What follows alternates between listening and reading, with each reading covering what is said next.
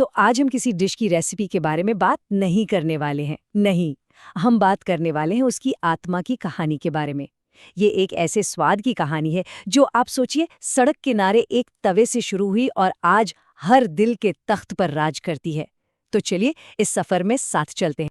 जरा सोचिए, उत्तर भारत की कोई सड़क, वहां एक छोटा सा ढाबा और उसकी रसोई से धुआं उठ रहा है। बस यहीं रोजाना आग पर एक बहुत ही साधारण सी दिखने वाली चीज चढ़ती थी और यकीन मानिए वही इस पूरी कहानी का दिल है। और पता है, यहीं से इस डिश को देखने का, समझने का पूरा नजरिया ही बदल जाता है।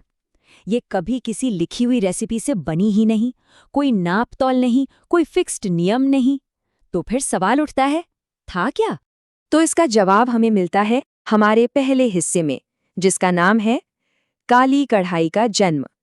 असल में कहानी की शुरुआत यहीं से होती है। देखिए, ये सिर्फ एक बर्तन नहीं है। यह जो काली कढ़ाई है ना, यही इस डिश की आत्मा है, इसकी असली पहचान। सोचिए, सालों की आग और अनगिनत बार चढ़े मसालों ने इसे वो पहचान दी है जो किसी भी चमचमाते नए बर्तन में मिलना नामुमकिन है। तो सवाल ये है कि इस कढ़ाई में स्वाद आता कहाँ से है? इसका राज छिपा है स्वाद के सच्चे भरोसे में। ये कोई साइंस नहीं है, ये एक कला है। यहाँ भरोसा किस पर है? उन हाथों पर जो अंदाजे से साबुत धनिया पीसते हैं।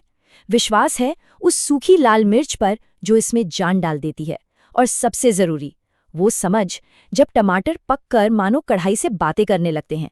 ये एक सिग्नल होता है और बस उसी इशारे को समझकर सही वक्त पर मुलायम पनीर कढ़ाई में उतरता है। लेकिन ये जो भरोसा है, ये अंदाजा, इसकी जड़ी कहाँ है? इसका जन्म हुआ सड़क किनारे से मिली इजाजत से। इस बात को समझना बहुत जरूरी है। ये कोई नवाबों के दस्तरखान से निकली हुई नाजुक डिश बिल्कुल नहीं थी। अरे ये तो सड़क किनारे बस भूख को फौरन मिटाने के लिए पैदा हुई थी। इसका कैरेक्टर ही एकदम तेज है, देसी है, बिना किसी दिखावे के, बिना किसी समझौते के। ये एक ईमानदार भोजन है। और हाँ, जब हम देसी कहते हैं ना, तो इसका मतलब सिर्फ इंडियन नहीं होता। देसी का मतलब है असली, अपनी जड़ों से जुड़ा हुआ, जिसमें कोई बनावट नहीं है। मतलब वो स्वाद जो उस जमीन की कहानी खुद बयां करता है। अब कहानी एक ऐसे मोड़ पर आती है जहां ये डिश अपनी छोटी सी रसोई से बाहर निकलकर पूरी दुनिया पर छा जाती है। इसका सफर तवे से तख्त तक। जरा देखिए तो इसका सफर कितना कमाल का रहा है। जो डिश कल तक बस एक ढाबे की जरूरत हुआ करती थी, वो देखते देखते हर बड़े रेस्टोरेंट की शान बन गई। और कहानी यहीं खत्म नहीं हुई, वहां से निकलकर ये हर घर की पहली पसंद बन गई। वाकई एक लंबा रास्ता तय किया है इसने।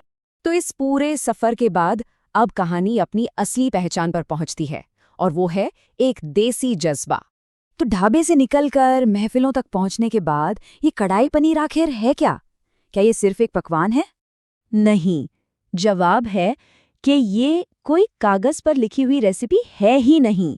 ये एक देसी जज्बा है, एक एहसास है, एक तेवर है जो उस पहली कढ़ाई की आग से लेकर आज तक जिंदा है। इसकी आत्मा किसी रेसिपी कार्ड पर नहीं मिलेगी। ये तो आज भी उसी काली कढ़ाई की याद में बसती है। वही आग, वही अंदाजा, वही भरोसा। असल में यही तो इसका असली सार है। तो ये पूरी कहानी एक सवाल पर आकर रुक जाती है कि अगली बार जब किसी की मेज पर कड़ाही पनीर सजेगा, तो क्या उस स्वाद के पीछे की इस कहानी को, उस काली कड़ाही को और उसके देसी जज्बे को याद किया जाएगा? ये सोचने वाली बात है।